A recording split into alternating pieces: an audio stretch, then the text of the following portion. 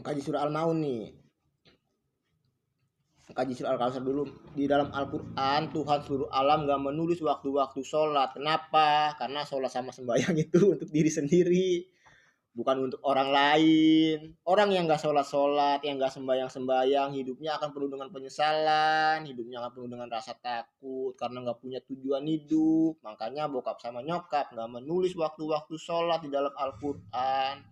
Saking sempurnanya bokap sama nyokap, nggak mau menyiksa makhluk-makhluknya. Makanya ditulisnya, maka laksanakanlah sholat karena Tuhanmu.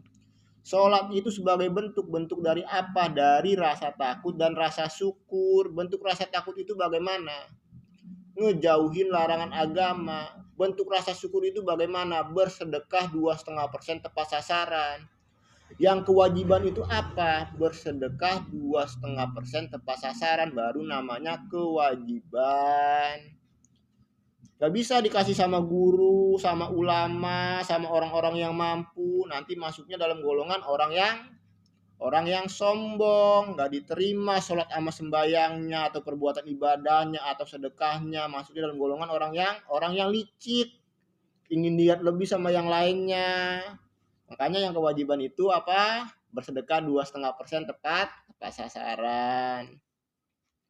Tahukah kamu orang yang mendustakan agama? Kata lain dari mendustakan itu mengkhianati. Tahukah kamu orang yang mengkhianati agama? Maka itulah orang yang mengardik anak yatim. Anak yatim itu anak siapa? Anak orang. Artinya orang yang mengambil hak orang lain. Artinya orang yang mengambil hak orang lain masuknya dalam golongan orang yang mengkhianati agama. Orang kalau berkhianat diapain? Dikeluarin dari agama, dikeluarin dari negara. Itu intinya, dan tidak mendorong memberi makan orang miskin. Orang miskin orang apa? Orang susah. Orang susah tertindas apa enggak? Tertindas. Maka celakalah orang yang sholat. Yang enggak menolong orang yang sedang kesusahan, yang sedang tertindas aja, sholat sama sembahyangnya enggak diterima.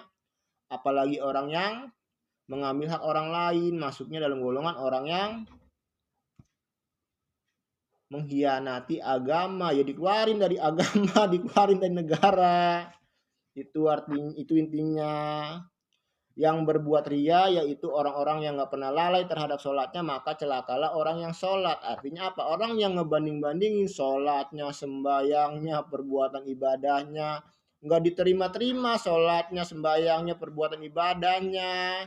Kenapa? Karena masuk dalam golongan orang yang sombong. Artinya ya bukannya dapat pahala tapi dapat dosa dan enggan memberi bantuan. Meskipun udah ngeluarin 2,5% tepat sasaran, kalau ngeliat orang kesusahan atau kelaparan, wajib nolongnya juga. Itu intinya.